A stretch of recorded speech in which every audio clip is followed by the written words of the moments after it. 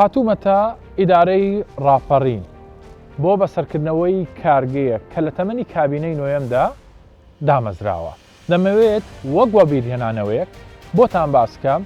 ئەنجامی دروستبوونی ئەم کارگەیە چییە؟ لە 25 ئەیلولی ساڵی 2023 سەرۆکی حکوومەت پرۆژەیەکی گرنگی ڕاگەیان بە ناوی پرۆژەی گەشانەوە بۆ پاڵپشتیکردنی پرۆژە بچووک و مامناوەندەکان و دامەزرانی کارگا لە هەرێمی کوردستان. یەکێک لەو کارگانەی کە سوودمەند بووە لە پرۆژەی گەشانەوە ئەمڕۆ بەرهەمەکانی هەناردەی بازاڕەکانی هەرێمی کوردستان و عێراقیش دەکا و دەیان هەلیکاریشی لە ناوچەکە ڕەخساندووە. ئەم کارگەیە لە ئیدارەی سربەخۆی ڕاپەڕین لەگەڵم بن بزانم شێوازی کارکردن و بەرهەمێنان لەم کارگەیەدا کە بۆ بەرهەمی کوشت و کاڵیە چۆنە و شێوازی کارکردنەکەی چییە؟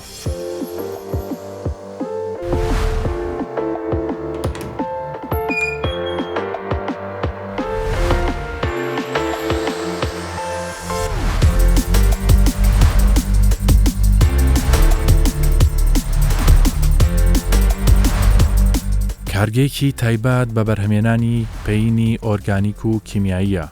کە بە پاڵپشتی پرۆژەی گەشانەوە دامەزراوە. ئێستا دەستی بە بەرهەمێنان کردووە بە شێوەیەکی ستاندارد و دەیان هەلیکاریشی بۆ گەنجانی ناوچەکە ڕەخساندووە.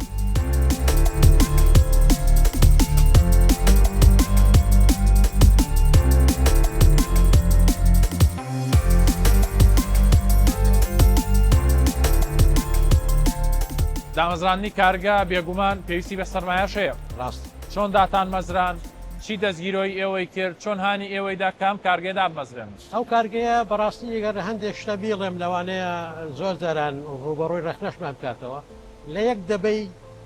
100 لیتریەوە دەستمان پێ کرد.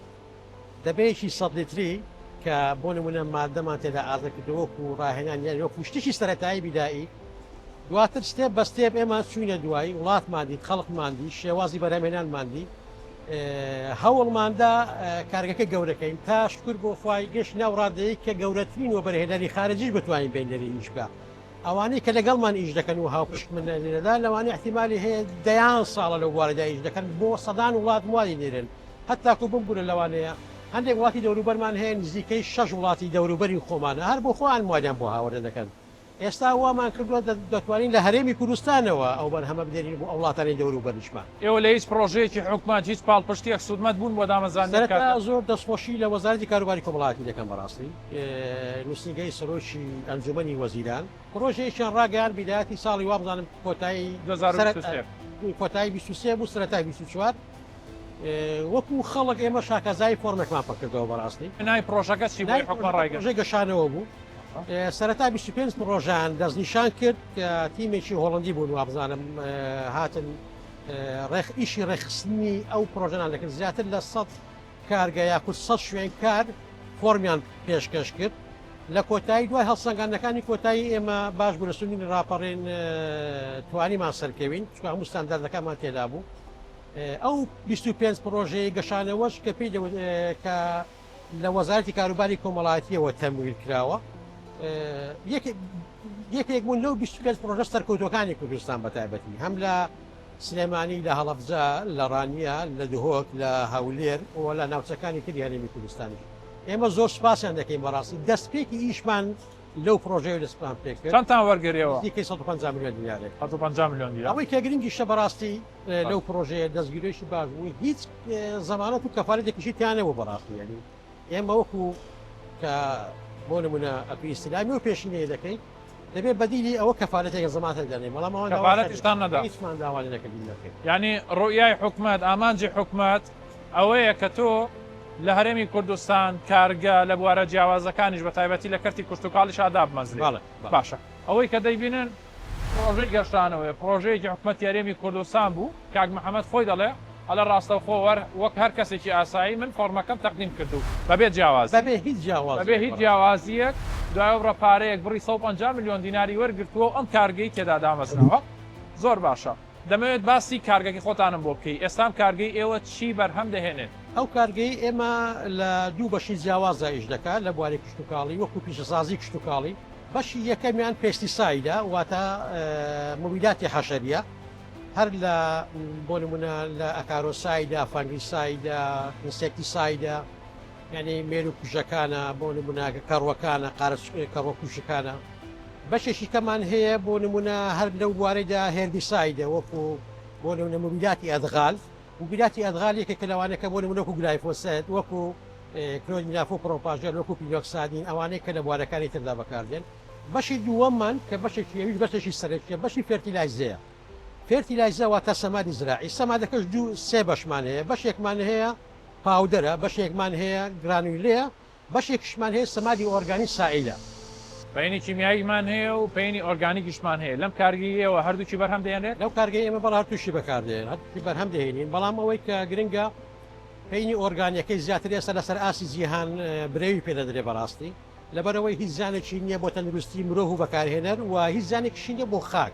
هاوشێوەی ئەم کارگەیە هەیە لە هەرێمی کوردستان و عێراق هاوشێوەی ئەم کارگەیە دەتوانم بڵێم نەک لە هەرێمی کوردستان لە عێراقیشدا نییە لەبەر ئەوەی ئەگە بڵێم هەر نییە لەوانەیە هەبێ بەڵام بە شێوەیەکی زۆر سادەتر ئەوەی کە لێرەدا بەکاردێ بۆ نمونە ستافی تەکنیکیە ستافی ئەندازیاری کیمیایە تاقیدەیەکی بەهێزە کۆمەڵە ستافی خارجین ئەوانەی کە دێن سەرپەرشتی دەکەن بەو شێوازە تا ئێستا لەسەر ئاسی عێراق نەخێنیە خواز لەسەر ئەو بەرهەمەی ئێوە چۆنە لە بازارە تاقیتان کردوتەوە چۆن دەڵێ قسەی جوتیاران بەتەمان بینێرنە کوێ لە کوێ دابەشی بکەن بەرهەمی ناوخۆی دائیمە لە ناو خەڵکی خۆمان لە ناو خەڵکی عوامی خۆمان ئەمە ئێستاگە لێر سەر بڵەکان بنووسین مەید ئین ڕانیا یان مەید ئین کوردستانی احتیمالی هەیە لە بازار زۆر جوابدانەوەی نەبێت ئێمە 2 ساڵ 3 ساڵ پێش ئێستا ئەو کێشەمان هەبوو بەڕاستی کێشەیەکی زۆر خراپی بە بازارکردنمان هەبوو لەسەر ئەو نووسینەی کە بۆ نمونە ئاڵای کوردستانمان داناوە هەتاکو لەمەوە دوای ئێستاوە پارتی یەکەمە کە بۆ نمونە دەستمان پێکردو بەڵام لە پارتی دووەم کە دەست پێ دەکەین نەمانگی 2 3 و ئەوانە هەمویان لیبڵەکانیان کوردیە تەمان خۆشبەختانە خۆم بە شانازی دەزانم یەکەم کەس بم لەسەر ئاسی هەرێمی کوردستان و عێراق لیبڵی کوردی بە شێوەیەکی جیاواز و یاسایی بخەمە سەر بڵی پڕکەری کیمیایی بۆ جوتەرەکەمان بە کوردی بخوێنەوە بزانم چی نووسراوە پێکاتەکەی چییە دەستەکانە خۆش زۆر سپاس کاک محەممەد ئێستان بەرهەمەی ئێوە لە بازارەکە ئەمە ئەگەر لە دەرەوە بێت کوالێتەکەیم پێ بڵێ کوالێتەکە زۆر مویمە چکە خاکی کوردستان خاکیشی پیرۆزە بێ بە هەمومان بیپارێزین و لە ڕووی نرخەکەشەوە پێم بڵێ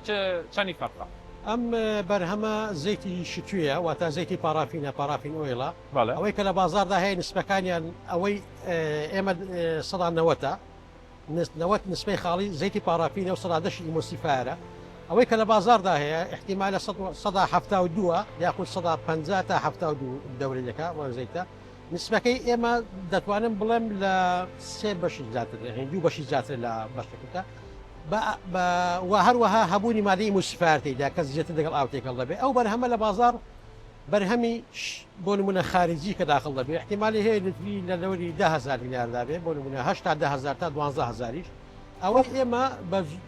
کە تەوزیعی دەکەین بۆ شێوازی کۆ بە شێوازی کۆ تقریبا دەتوانم بڵێم شتێک لە نیوەی شتێک لە نوێ زیات یعنی 6 بۆ 7,000 بەڵێ یعنی هەم سەرباری کوالیتەکەشی کە کوالیتەکەی لەوانەیە بەرامبەر و نیمی زیاتر باشە من دەمێت لەگەڵ جەناب تا بڕۆین جیاوازیەکمان بۆ نیشان بدەی ئەو پەینە کیمیایی و ئۆرگانیکەکە چییە جەنابتان نیشان بدە فەرموو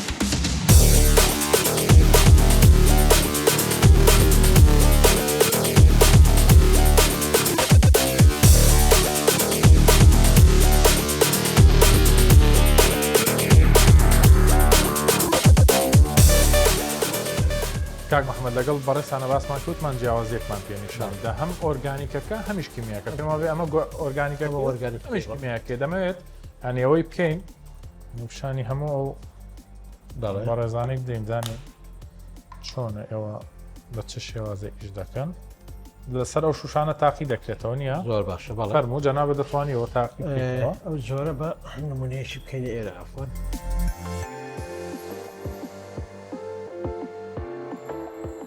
ئەگەر دیقە بدەین ئەوە خستیشتە تۆزێک زۆر ئەفەن زۆر خستە بەڵێ ئۆرگانیە میکس کراوە ئەو زۆریان هیچ سەمادێک بەو شێوازە بەو کوالیتیە بەو تەرکیزە ناتوانین لەو شێوێ ئەواشن بێ بتوانین شلیکەینەوە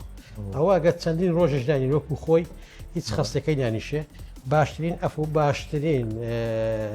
تەکنیکی تلا بەکار هاتووە لە سەدا نسبەی پارچەکەی 1970 ئۆرگانیەکەی کە بۆ نمونە ئەو مادەیە خاوەنی سێ ئاژۆ جیهانی هێک لە ئاژۆیەکان بەرزترین ئاژۆی های کوالیتیە لە شێوازی سەمانی فێرتیلیزەی ئۆرگانی ئەوە تەرکیبەکەی هەم ئۆرگانی هەم مادەکانی ئۆرگانی ئەمە ئۆرگانیکەکەی کە جەناب تاقی کرد ئەمەش کیمیایەکەی بەش کیمیایەکەی باشە بەوانە ئەمەیان با من بەکاری بێنم باشە ئەمە بەم شێوازە ئەمە زەیتی پارافینە پارافین ئۆیلە مادەی سڵادەی ئیمۆسیفاریکایە بۆ خۆشی سەڵان 90 نسبەی پارافینەکەی تاکو ئێستا هیچ جۆرێک لە زەیتی پارافین لە بازارەکان کە بەکاردێت نسبەکەی لە هەتا حوت زیاتر نییە ئەمەیان نسبەکەی 90.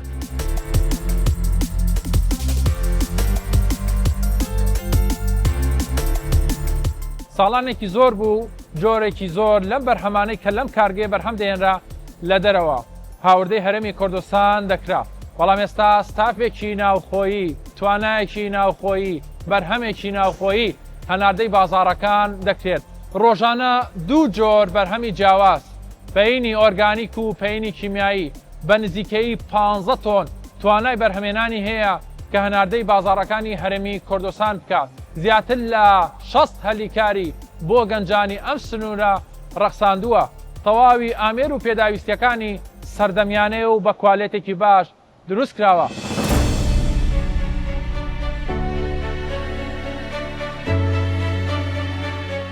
ئەم کارگەیە بە شێوەیەکی سەردەمیانە و پێشکەوتوو دامەزراوە بە جۆرێک تاقیگەی تایبەت بەخۆی هەیە بۆ پشکنینی بەرهەمەکان و پێش ئەوەی هەناردەی بازاڕەکان بکرێت.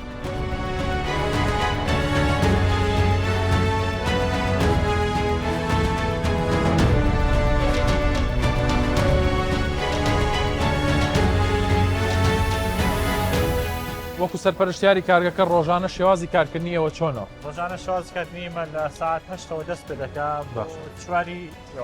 ئێوارە دەستان دەگرین دەڕۆین دەگەڕینەوە بۆ ماڵەوە. باشە چۆن کارەکەن ئێوە لێرە ڕۆژانە؟ بڵێ تیمێکمان پێکەینەوە بڵێ کارەکان ناوخۆنا بەجێ هاتین جلوبەرگی سێفتی خۆمان کامل دەبەستین دواتر دەچینە شوێنی کارکردمان هەریەکەی لە شوێنی خۆی دەوەستێ ئیش و کارەکانیان هەموو دیارن هەموو ئەم گەنجانەی کە لێرە کار دەکەن ڕاهێنراون لەسەر کارەکان ڕاهێنراون بڵێ هەمویان بڵێ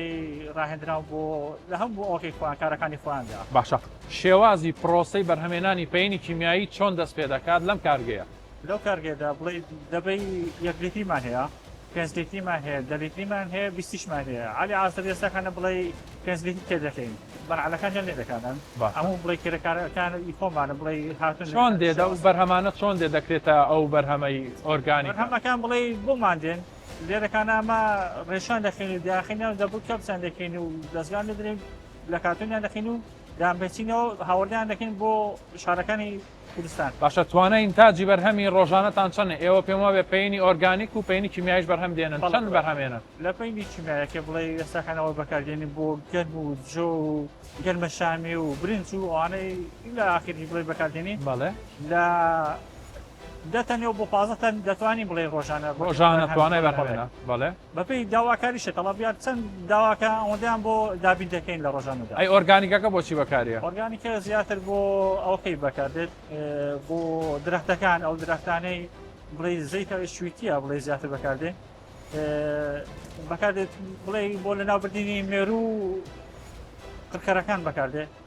زایدەن بڵێ بۆ نسبەشی کەم نەبێت بۆ مزلەمانیەکاندنا بۆ هەمووی بەکار درەختەکان. باشە توانای بەرهەمێنانی ئەوەش چەندە؟ ئەنیا لەو بەرهەمێنانی لە 8ەوە تا 12 دەبێت بڵێ ڕۆژانە.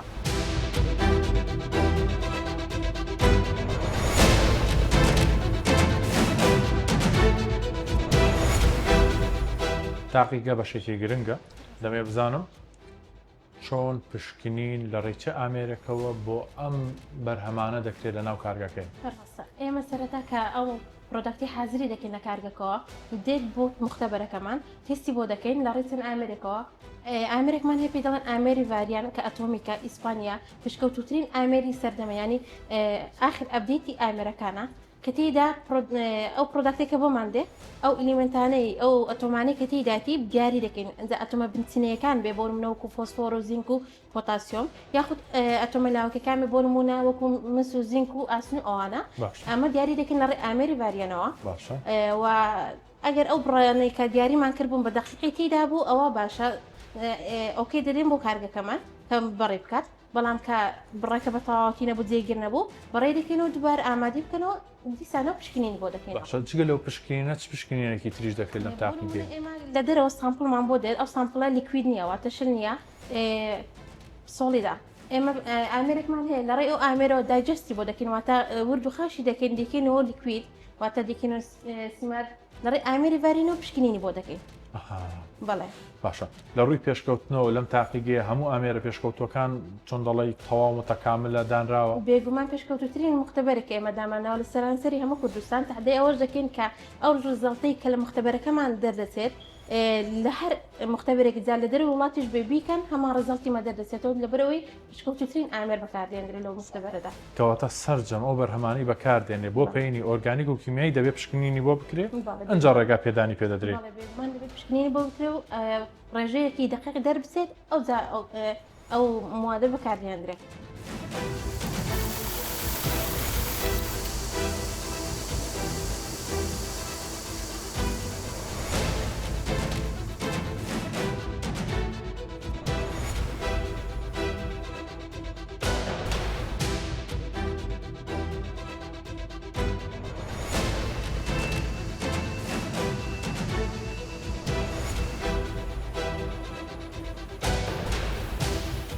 دابینکردنی هەلی کار بۆ گەنجان و پشبەستن بە توانای ناوخۆیی لەم کارگەیەدا بە تەواوەتی ڕەنگی داوەتەوە.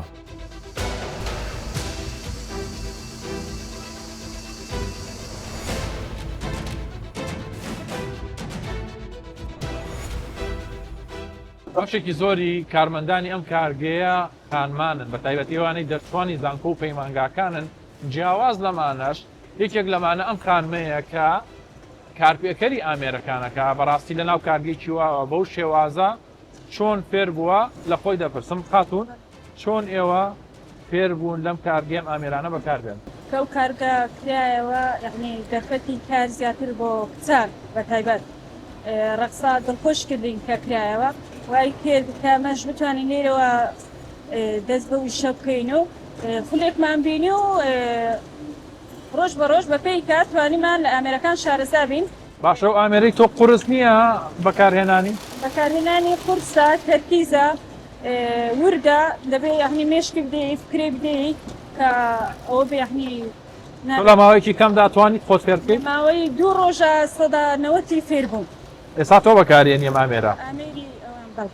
ئەوە تۆ بەکارهێنی ڕۆژان؟ باشە لەلای منەوە دەست پێ دەکات. لە لای تۆ دەست پێ دەکا و تۆ بەکاریگەنی دەمەوێت وەکو گەنجێک پێم بڵێیت ینی دامەزراندنی کارگە بە تایبەتی کارگێکی لەم شوەیە کە هەلی کاری بۆ خانمان ڕەخاندووە چەنە گرنگی خۆی هەیە؟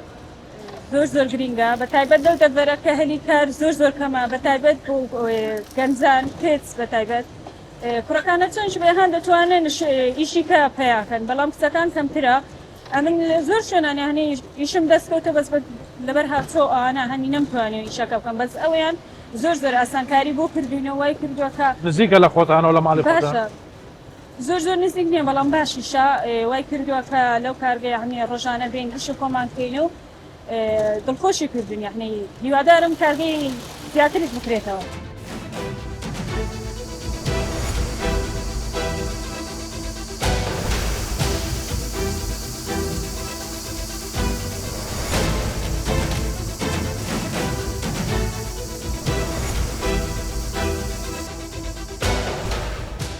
وەکو گەنجێک بۆم باسکە چۆن هەلی کارە دەستکەوت لەم کارگەیە بوونی ئەم کارگەیە چەنە سوودی هەبوو بۆ تۆ؟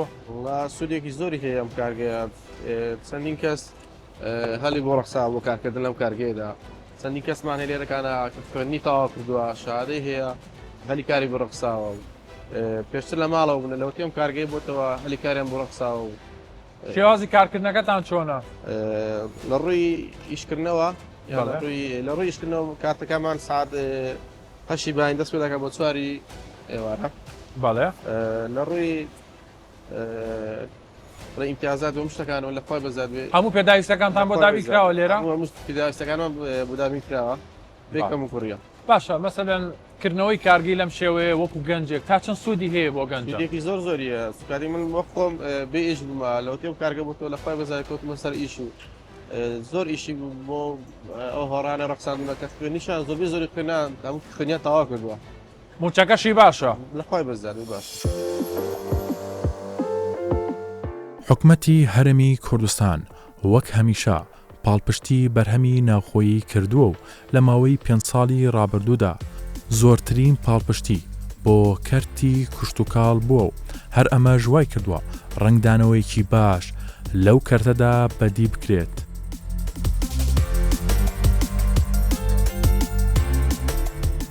گەشە سندوی بۆ کەرتی پیشەسازی و بە تایبەتیش کەرتی کوشتتوکاڵی کە بەو شازە بەرهێنە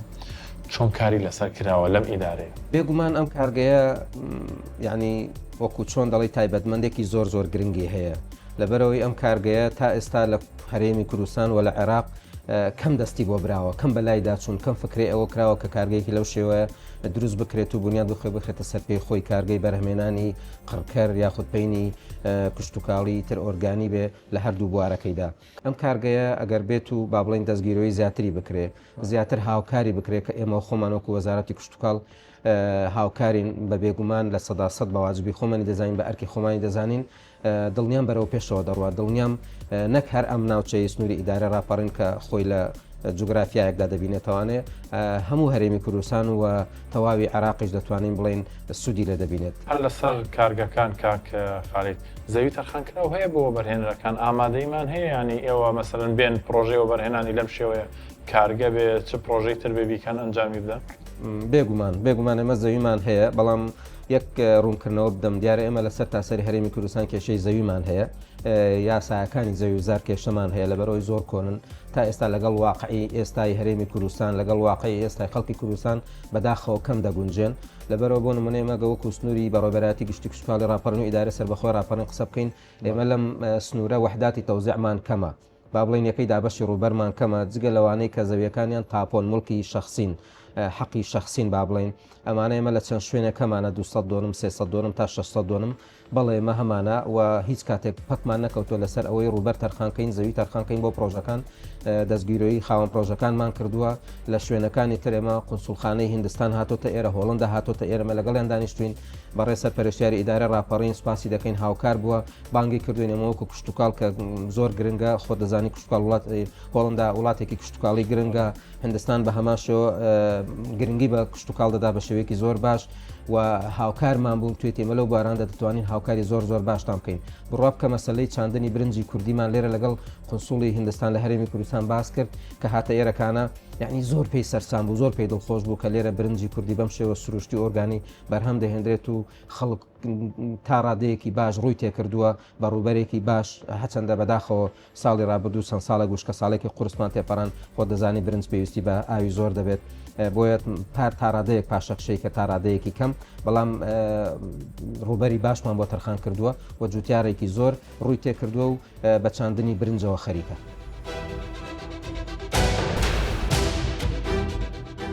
دەرئەنجام هەموو بەڵێنەکان وەکو خۆی جێبەجێ کراوە لە ماوەی چەند ساڵی ڕابردوودا بە تایبەتیش بۆ کەرتی کوشتتوکاڵ هەموو ئاماژەکان بۆ ئەوەیە لە چەند ساڵی داهاتوودا کەرتی کوشتتوکاڵ لە هەرێمی کوردستاندا بە تەواوەتی دەبێتە سەرچاوەی داهات بۆ وڵات.